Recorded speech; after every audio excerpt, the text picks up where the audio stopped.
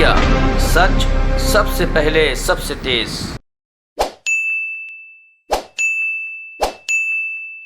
पूर्ण सत्र समाप्त हुआ।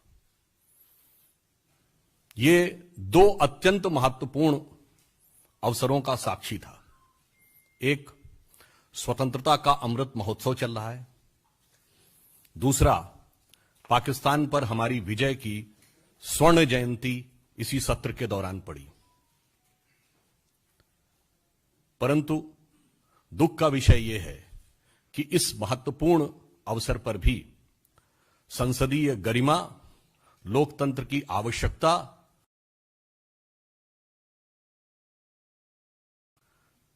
संसद का संचालन विपक्ष ने नहीं होने दिया। हम सब जानते हैं भौम सत्ता का आधार है लोकतंत्र, परंतु लोकतंत्र का आधार होता है लोकलाज और लोक मर्यादा। जब लोकतंत्र में जनता प्रतिनिधियों को चुनकर लोकतंत्र के सर्वोच्च सदन में भेजती है तो वह अपेक्षा करती है कि उनकी मर्यादा और आचरण उल्लेखनीय होना चाहिए। परंतु इस सदन में एक नहीं अनेक अवसरों पर ऐसे दुर्भाग्यपूर्ण दृश्य आए कि सेक्रेटरी जनरल की मेज पर एक राजनीतिक दल के नेता ने नियम पुस्तिका फेंकी। विगत सदन में आपको ध्यान है कि विरोध करना आपका अधिकार है, परंतु उसके अंदर हाथापाई करना, सुरक्षा कर्मियों के साथ हाथापाई,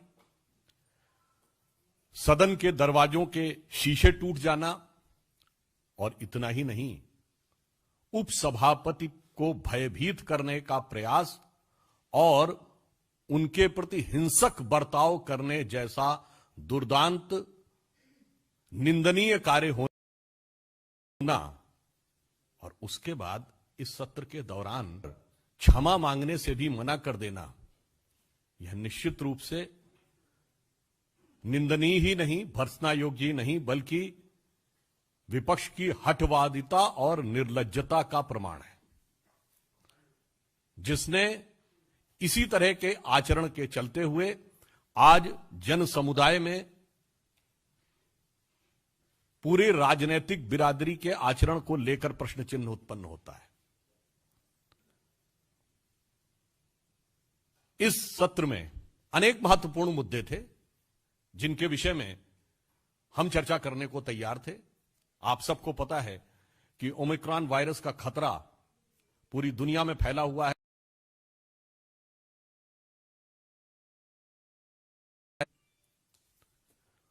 वोटर कार्ड को आधार से लिंक करने का, यानी निष्पक्ष और एक व्यक्ति एक वोट के सिद्धांत को निष्पक्षता और पारदर्शिता पूर्ण ढंग से लागू करने का यह प्रयास, उसे नहीं चर्चा होने दिया गया।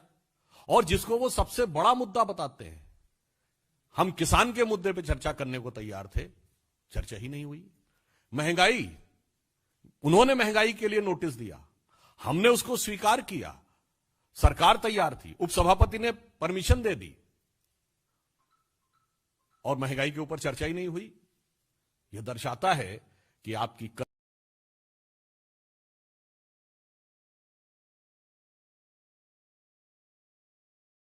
महंगाई के ऊपर और भाषण देने की अपेक्षा थी कि इन महत्वपूर्ण विषयों के ऊपर सदन में चर्चा होनी चाहिए। पर इससे एक बात बहुत साफ है, हम लोगों को एक दौर में याद आता है कि कभी हम लोगों के बचपन में कांग्रेस से नारा देती थी कि सरकार चलाना उन्हीं को आता है। पर अब हम लोग के इस आयु तक आते आते देश की जनता ने बता दिया है कि सरकार चलाना किसे आता है, और सरकार चलाने की उनकी क्षमता को पूरी तरह दरकिनार कर दिया। परंतु सदन में उन्होंने जैसा आचरण दिखाया है, उससे यह भी साफ हो गया कि उन्हें विपक्ष के रूप में व्यवहार करना भी नहीं आता है। तो अब यह स्पष्ट है कि न कांग्रेस को सत्ता चलाना आता है और न ही विपक्ष में एक जिम्मेदारीपूर्ण आचरण करना आता है। इसलिए मैं ये कहना चाहूंगा कि इस समय में जिस प्रकार का यह आचरण हुआ, हम सबको लोकतंत्र में अपने अपने दायित्व का निर्वाह तो बड़ा है, हम सत्ताधारी दल है, हमारा दायित्व सबसे बड़ा है, पर कोई भी यह नहीं कह सकता कि उसका कोई दायित्व ही नहीं है। और यदि हम दायित्व का निर्वाह नहीं करते हैं तो हम जनता के सम्मान और जनता की लोकतंत्र की अपेक्षा के साथ अन्याय करते हैं। और वैसे मैं एक कोट करना चाहूंगा, जो लोग कहते हैं कि किसी जमाने में आज उनको लगता है कि किस प्रकार के वातावरण में कार्य करना पड़ रहा है, ये जब विपक्ष ये किसी मुद्दे पर चर्चा करने को तैयार नहीं थे। मैं कोट कर रहा हूं, ये श्री विमल जलान राज्यसभा के सांसद भी रहे, रिजर्व बैंक के गवर्नर भी रहे और स्वर्गीय इंदिरा गांधी जी और स्वर्गीय राजीव गांधी जी की सरकारों में मुख्य आर्थिक सलाहकार रहे। उन्होंने 2013 में लिखा, On the last day of the Lok Sabha session, 8 legislative bills were passed in exactly 17 minutes. And the bottom of the roll of parliament was perhaps reached in March 2006 when the budget, including the finance bill, was passed suddenly without proper notice.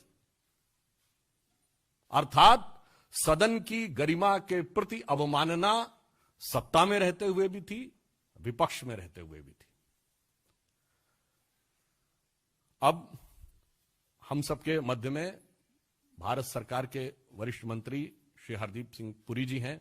मैं उनसे अनुरोध करूंगा कि अब वो इस विषय पर अपना विचार व्यक्त करें। सुधांशु जी, thank you very much.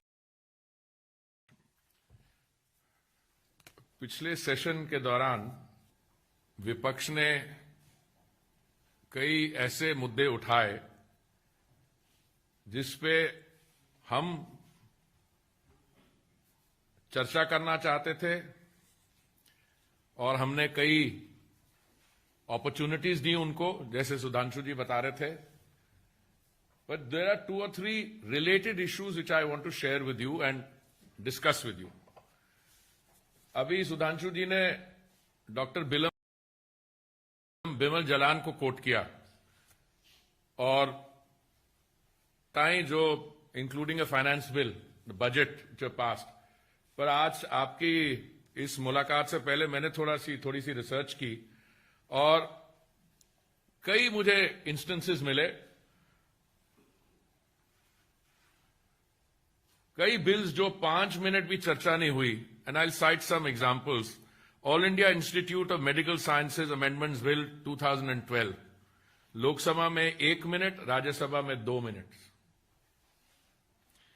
National Highways Authority of India Amendment Bill 2011, 3 minute Lok Sabha में।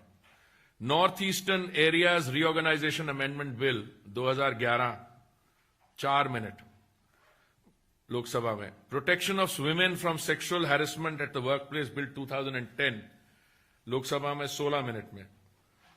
2010 में एक और बिल था, sciences Bangalore bill, 42 minutes. Now, we are repeatedly told that the responsibility to run the House is with that anyone, including those of our colleagues who are in Parliament, have a right to express themselves, right to dissent, and the right to oppose. We don't take issue with any of these. This is what a democracy is all about, and this is what enriches a democracy. Debate, dissent, discussion, deliberation.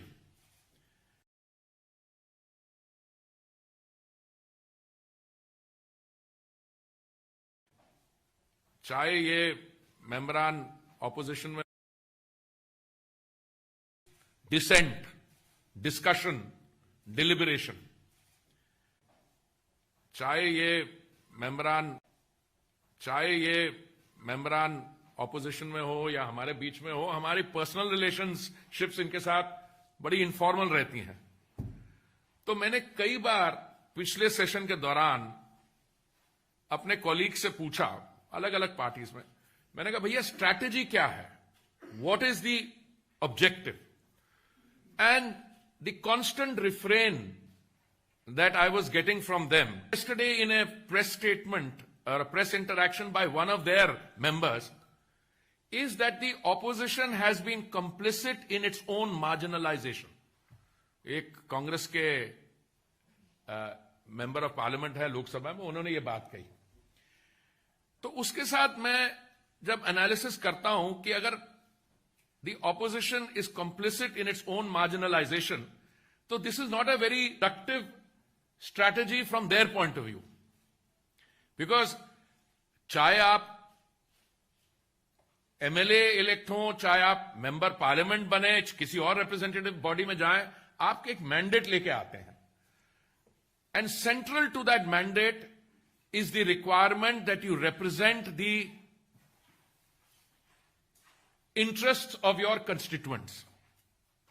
अगर parliament में आप notice देते हैं कि आप price rise पे discussion चाहते हैं, जो हमने मानी, मैं आपको उदाहरण देना चाहता हूं, on 3 occasions I prepared for a discussion on price rise because I thought the discussion, short notice duration, short duration or longer, will necessarily cover the cost of energy, petroleum, diesel, gas, etc. But I was disappointed on all 3 occasions.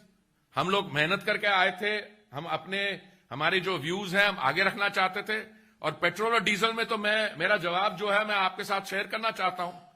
I would have said that the petrol and diesel prices, we moved from an administered price mechanism to deregulation in I think October 2010, जब कांग्रेस की सरकार थी। और now energy prices are determined by world market prices. तो हमारे सामने क्या options हैं? हमारे सामने एक ऑप्शन ये है कि हमारे जो इंटरलॉक्यूटर्स हैं, मेरे जो काउंटर पार्ट्स हैं एनर्जी प्रोड्यूसिंग कंट्रीज में या यूएई, रशिया में, जिसको ओपेक प्लस कहा जाता है, मैं उनसे बात करूं। We are trying to use our margin of persuasion with them and we get assurances from them. But at the end of the day उनका भी कहना यह है, देखिए हम ये तय करते हैं कि कितनी क्वांटिटी क्रूड की मार्केट में रिलीज की जाए, उसके बाद प्राइसिंग उसमें होती है। तो हमारी तो यही सबमिशन रहती है उनके कि अगर मान लीजिए डिमांड यहां है तो सप्लाई डिमांड से नीचे नहीं होनी चाहिए, थोड़ी ऊपर होनी चाहिए, so that the market determines the prices. एक तरफ वहां कोशिश करते हैं, दूसरी तरह मोदी जी की सरकार ने 2014 के बाद क्या स्टेप्स लिए? 2014 में हमारी बायोफ्यूल्स पॉलिसी जो थी, एथेनॉल की ब्लेंडिंग इन पेट्रोल, हम 1% मुश्किल से अचीव कर पाए थे। मुझे याद है 2006 में जब ब्राजील में गया था राजदूत बन के 2006 के शुरू में, उस समय हमारी जो सरकार थी दिल्ली में, हमने ये निर्णय लिया था कि हमारे 15 स्टेट्स और यूनियन टेरिटरीज में हम 5% एथेनॉल ब्लेंडिंग करेंगे। 15 स्टेट्स में सिर्फ हम नहीं कर पाए क्योंकि एथेनॉल वाज नॉट फोर्थकमिंग। पर 2014 में जब 1% भी नहीं थी, उसको लेके हम 8.2% ब्लेंडिंग पर ले आए। इसका क्या मतलब है? We are using our abundant resources of land and sunshine, natural advantages through agriculture, वहां पे भी resolving a problem to give us relief in the sector of energy. और एक और निर्णय लिया मोदी जी ने कि अगर 2030 तक हम E20 करना चाहते थे 20% ब्लेंडिंग, उसको हम आगे लाके 2025 तक ले आए।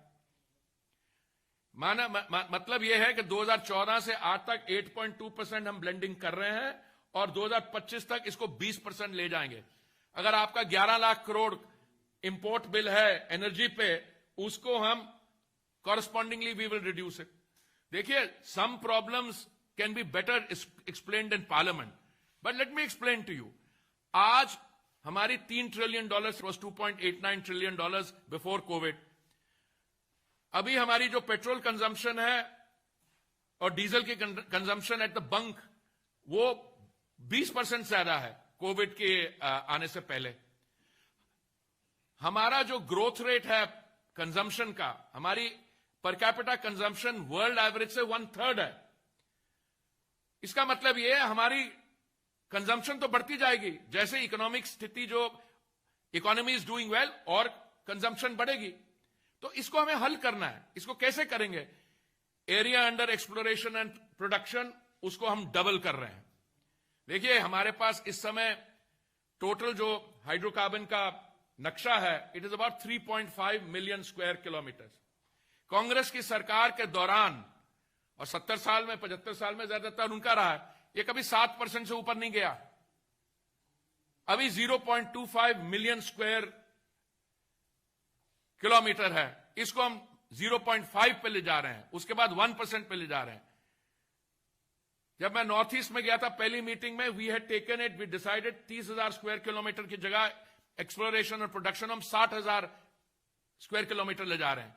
तो एक तरफ हम ब्लेंड रहे हैं एथेनॉल की, दूसरी तरफ हम ये कर रहे हैं, इसका एरिया अंडर एक्सप्लोरेशन प्रोडक्शन बढ़ा रहे हैं। कंप्रेस बायोगैस जोरों से काम हो रहा है। तो हम तो चाहते थे कि प्राइस राइज पर डिस्कशन हो। हम उनको बताते, भाई साहब, आपकी सरकार के दौरान आपने सिर्फ डीरेगुलेट नहीं किया प्राइसेस, आपने एक और काम किया। अपने समय दाम को कंट्रोल में रखने के लिए आपने 1,41,000 करोड़ के ऑयल बॉन्ड्स फ्लोट किए, जिसकी ये 1,41,000 करोड़ के जो ऑयल बॉन्ड्स हैं, इसका हमें भुगतना पड़ रहा है, टोटल 3,20,000 करोड़ देना पड़ रहा है। तो एक तरफ तो हम जो अंतर्राष्ट्रीय प्राइसेस हैं उनको झेल रहे हैं, और दूसरी तरफ वी आर हैविंग टू पे back the amount on the oil bonds. इस साल का शायद 20,000 करोड़ है। तो ये इस किस्म की इन्होंने एडमिनिस्ट्रेशन की है। तो मैं तो इनको मैं थोड़ा डिसअपॉइंटेड था कि इन्होंने चर्चा नहीं की, क्योंकि हम उनको बताते। पर ये सिर्फ प्राइस राइज पे नहीं है। प्राइस राइज की बात मैं इसलिए कर रहा हूं क्योंकि सुधांशु जी ने प्राइस राइज के बारे में बोला। कोविड वैक्सीन में यही हुआ। आपने खूब चर्चा की, युवा नेता ने, मोदी जी हमारे बच्चों की वैक्सीन कहां है? मैं बड़े गर्व के साथ आपको कहना चाहूंगा कि कल का जो यहां आने से पहले देखा, 140 करोड़ से के अधिक है वैक्सीन डिस्ट्रीब्यूशन। अगर आप दुनिया की पॉपुलेशन देख लें, you will come to the conclusion that this is more than the combined population of very big countries. और हम अभी भी आगे बढ़ रहे हैं। कई बातें करते हैं ये लोग पार्लियामेंट के अंदर। It is a government's responsibility to run the house. We accept that responsibility. You did the same thing when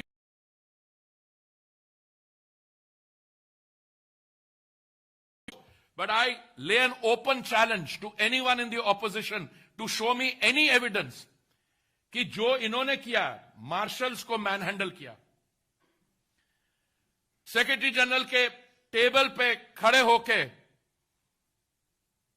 brief case को हल किया। मैंने तो एक सज्जन से यह भी कहा, मैंने कहा मैं सजेस्ट करूंगा ओलंपिक कमेटी को कि एक नई कैटेगरी खोली जाए, जिसकी आयु 50 वर्ष से अधिक के जो हमारे स्पोर्ट्समैन हैं आप जैसे, और जो जैवलिन की जगह ब्रीफ केस फेंक रहे हैं। Is this conduct? और जब 12 मेंबर्स की सस्पेंशन हुई, मैं इसमें नहीं पढ़ा किसकी सस्पेंशन हुई, but suspension has some sanctity. और फिर कल, yesterday or day before, we saw the spectacle of one honorable member picking up a rule book and hurling it at the presiding officer. We accept that it is shoulder that responsibility, but that responsibility has to be discharged in a framework of parliamentary decorum and decency, not in an atmosphere which is characterized by threats of physical violence. That is my first point. एक और हमारे युवा नेता ने कुछ बात की, मैं उसको आप थोड़े से डिटेल शेयर करना चाहता हूं। उन्होंने ये कहा कि 2014 के बाद पहली बार ये लिंचिंग शब्द जो है उन्होंने सुना। तो मेरे पास कुछ डिटेल्स हैं इसके बारे कि पहले लिंचिंग के कहां इंस्टेंसेस हुए। Now, I presume that the honorable member who said this, who is the leader of a party, on, off, sometimes president, I will give you some instances. I won't go into it because जैसे ही उन्होंने ये statement की कि lynching की शब्द पहली बार उनको उनके साथ रेजोनेट 89, 1990 भिवंडी, ये 89-90 है, violence persecution of Kashmiri Pandits in 89 onwards. Bhiwandi 2006, state government was Congress. Canning, West Bengal 2013. Kozhikode, Kerala 2003. Bijon Setu massacre 1982. Haryana 2002. Punjab 1987. Bhagalpur riots 89. Mansa district Punjab 2012 और इंडिया टुडे एक मैगजीन है जिसके साथ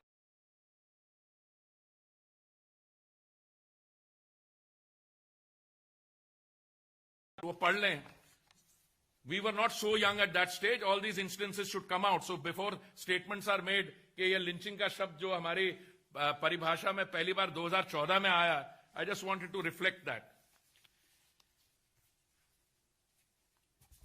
देखिए बिल्स कितने speed में पास हुए हैं, किस चीज पे हम चर्चा करना चाहते थे और हमें करने नहीं दी. When the sums are done on the just concluded section, what is the conclusion we come to? Winter session, we lost 19 hours due to disruption. 19 घंटे लोकसभा में. राज्यसभा में प्रोडक्टिविटी सिर्फ 47% थी और we lost 45 hours and 34 minutes. मैं आपको और details बता सकता हूं. They are available in the public domain. आप में से जिसके पास भी थोड़ा समय हो मेरे साथ बैठ के कॉफी पीने का, मैं can share all the other details. But मैं एक नतीजे पर उसके बाद बोलता हूं. How do you characterise this? Congress, TMC opposition. मुझे तो लगता है ये कॉम्पिटिटिव डिसरप्शनिज्म था और मुझे ज्यादा हैरानगी नहीं है कि कल एक ऑनरेबल मेंबर ने पार्लियामेंट ने कहा that we are doing ourselves a great disservice by disrupting parliament because we should be heard in parliament and then what you have to say in parliament. उन्होंने ये भी कहा कि the opposition is complicit in its own marginalisation. I am going to stop here and of course we'll take questions.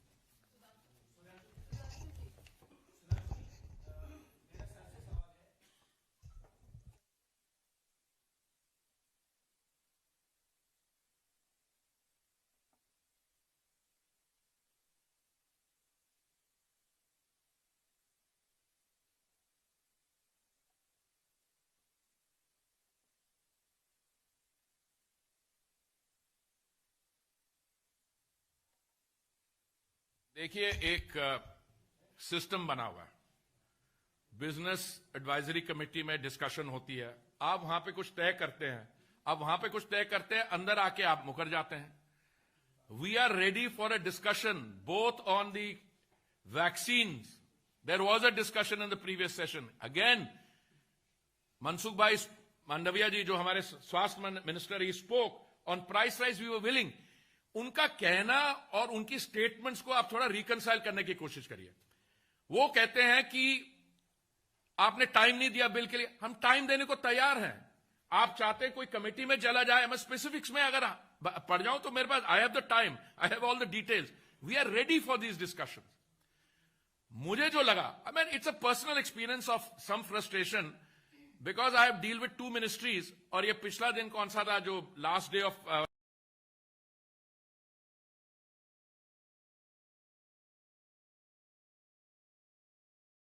Now, my counter question is the opposition better off saying these things in a house which is running, where they say, all right, price rise, let's have a discussion. हम price rise पे agree करते हैं discussion में, they back off. हम vaccine पे बात करने की तैयारी है, हेल्थ सिचुएशन पे बात करने को तैयार, they back off. Now, they have to make up their mind. I am not saying that they are complicit in their own marginalization. This is a member of the Congress party saying it.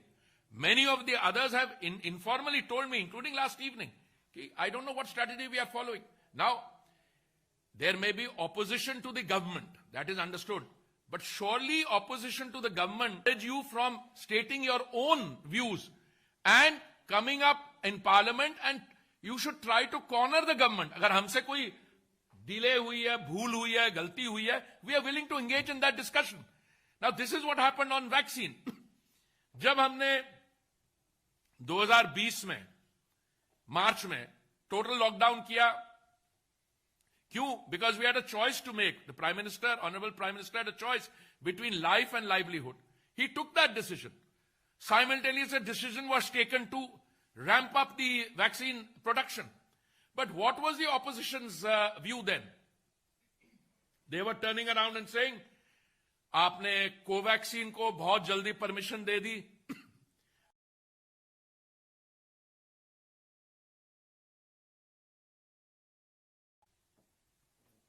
were they ever on? Now, this to me, if I am not a member of parliament and minister, this to me would have appeared to be a recipe for encouraging.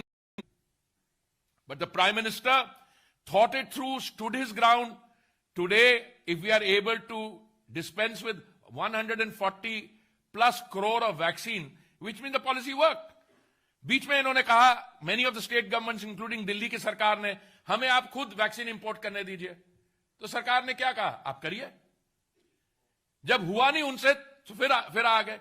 So let them at least acknowledge that 140 plus crore vaccine doses have been distributed free of cost, and that has been organized by the government. And today, I should not speak too soon, we are ready for the challenges of Omicron, but we have come a long distance. But what has been the role of the opposition in that? Their role has been as disruptive on issues of vaccine and all other national issues. Celebration of Victory Day. What was the line they were taking? Including, I would say, their disruption in parliament and their views on this thing, negativism and not wishing to engage. Because I thought if they had engaged with us, we would have also been able to co-opt. We co-opt. Prime Minister Saab has been speaking to the chief ministers on a regular basis during the COVID crisis and otherwise. Try and in the spirit of cooperative federalism to enlist their support. So, अगर आप उनकी एक statement को out of context ले लेते हैं, साथ बैठने को तैयार हूं, आपको बताऊंगा कहते ये हैं और करते कुछ और है. मैं इसमें एक लाइन ऐड करना चाहूंगा जो आपने समराइज किया. वो बिजनेस एडवाइजरी कमेटी में कुछ बात करते हैं और बाहर निकलते ही लगता है कि उनकी बुद्धि पर राहुकाल छा जाता है और अचानक उनका आचरण बदल जाता है. चलिए, वहां पर तो वो कहेंगे अपना वक्तव्य है कि मैंने अंदर क्या बोला, बाहर क्या बोला. जैसा कि अभी पुरी साहब ने कहा, अरे जो विषय आपने दिए थे उससे क्यों भाग गए? तो I would like to summarise the conduct of the opposition is 1 step forward, 2 step backward, situation awkward. नहीं, आप बहुत सुंदर, आपने बड़ी बढ़िया तरीके से कही. मैं आपको, it's also called shoot and scoot politics. Shoot and scoot का मतलब है कोई स्टेटमेंट दे दो और उसके बाद जब आपको रिप्लाई देने आए तो आप वहां से वहां रहिए ही नहीं. ये जो आप कह रहे हैं Sudhanshu ji, the best example of this is in the business advisory committee. Something is agreed, and then the members of that party sitting there who have agreed to it are later told you did not have the mandate to agree to it. This is what is happening.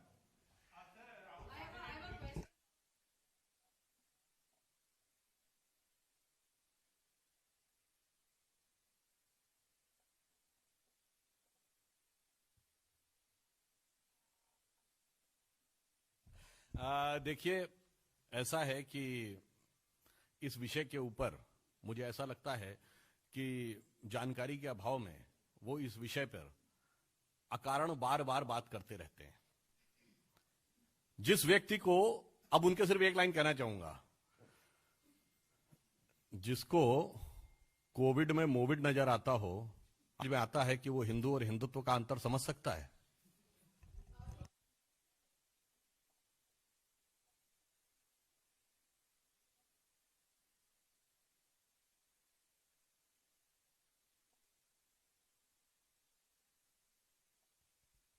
देखिए, you are asking a question and I think you are trying to answer it. All I can tell you is that you will get the facts very soon. I am not willing to jump to conclusion. I think my senior colleague Kiran Rijiju ji was in Ludhiana and he was speaking to the distinguished members of the Fourth Estate. I saw Som Prakash ji and others there. Look, this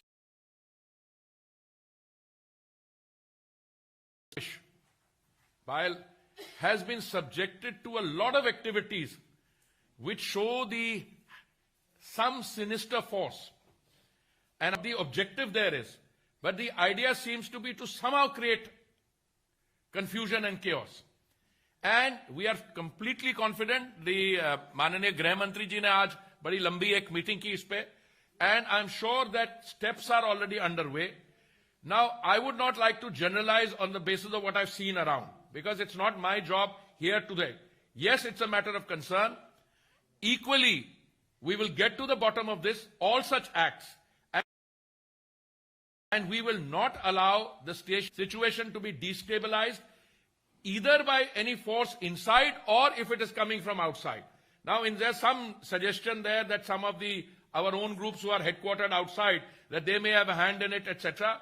Look, there is no room for this kind of violence, hate-mongering, etc. And we will resolve this issue at the soonest.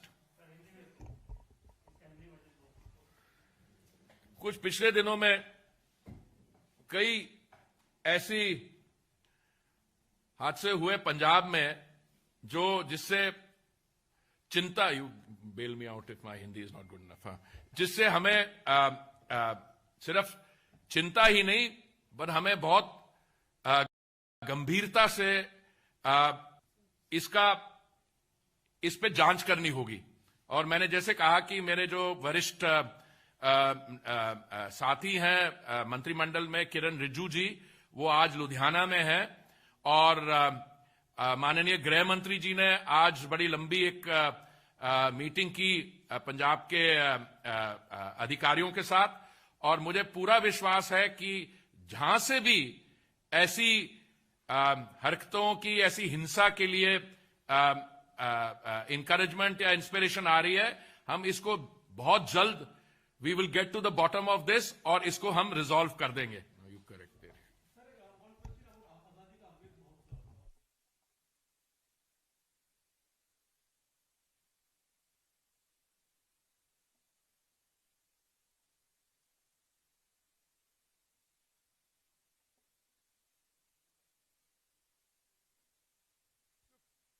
There have been a number of meetings. So, yes, there was a meeting on आजादी का महोत्सव, और मुझे इस पे जानकारी नहीं है, but chief ministers of several states spoke, other very eminent people spoke. There was another meeting today on another related issue. So I'm not aware of that. But, frankly, the answer to this should come from the Honorable Chief Minister herself.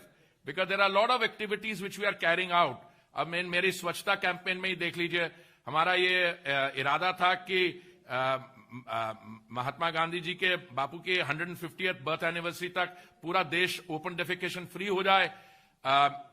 हो गया, पर एक state है waste Bengal और एक district है पुरुलिया जो अभी भी नहीं आई है. सो कई ऐसे इश्यूज हैं where we feel that we are not being able to carry the state of West Bengal, and I'm putting it on ourselves. But I'm not aware of what the precise problem was and why she couldn't speak or why she didn't want to speak. I don't know the facts. Yeah.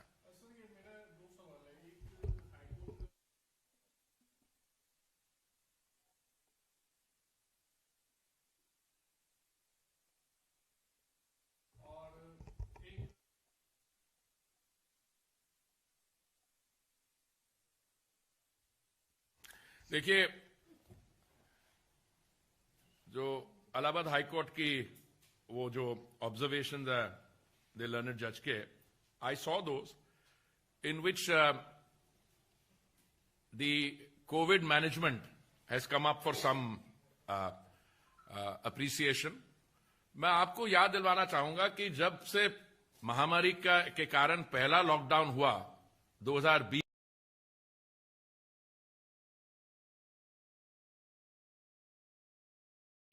माननीय प्रधानमंत्री जी के सामने और सरकार के सामने choice थी, that was between life and livelihood.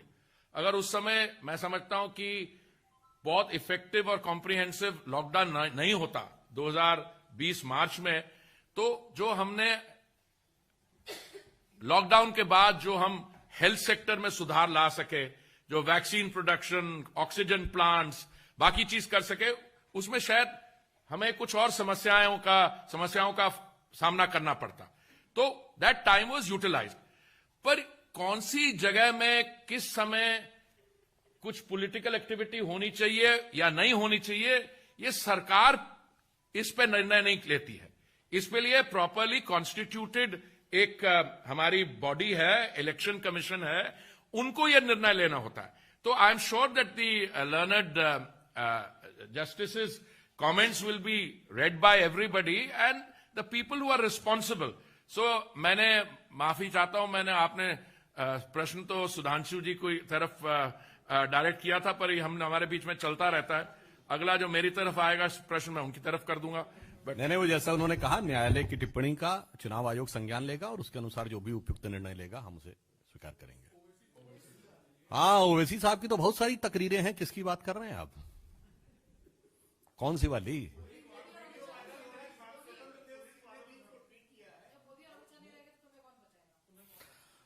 देखिए, ऐसा है कि ये सब बातें तो वो आदतन बोलते हैं, फितरतन बोलते हैं, शरारतन बोलते हैं।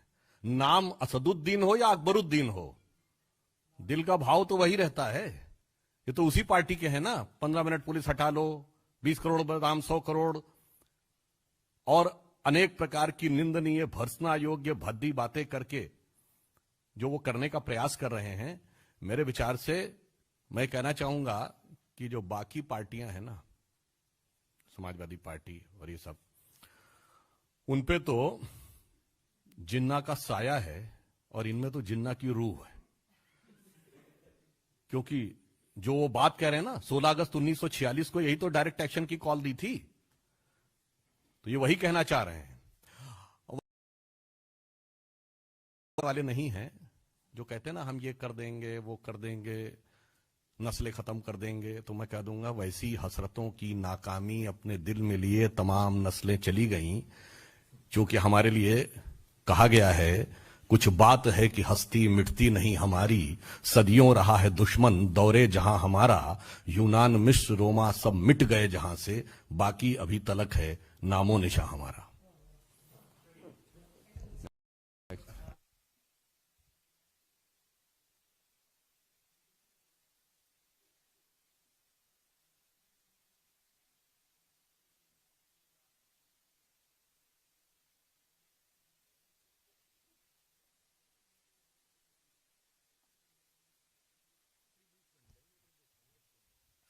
धर्म संसद के विषय के ऊपर आप धर्म संसद वालों से पूछेंगे।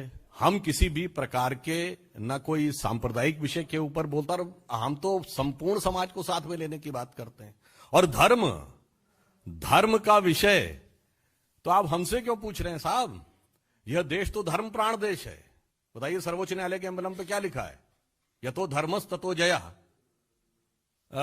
ये लोकसभा के स्पीकर की चेयर पे क्या लिखा है? धर्म चक्र प्रवर्तनाय। भारत के राष्ट्रीय ध्वज पर जो अशोक का चक्र है वो क्या है? आशा हमारे मन में स्पष्ट है। बाकी किसी के मन में कोई संदेह हो तो उनसे पूछ सकते हैं।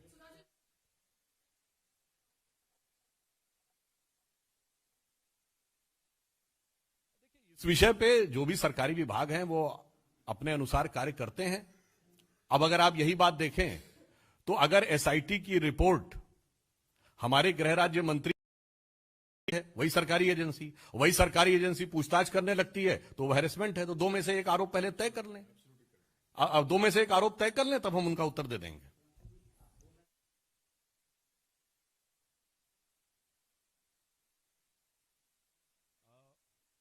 मैंने तो अपना रिस्पांस दे दिया भाई।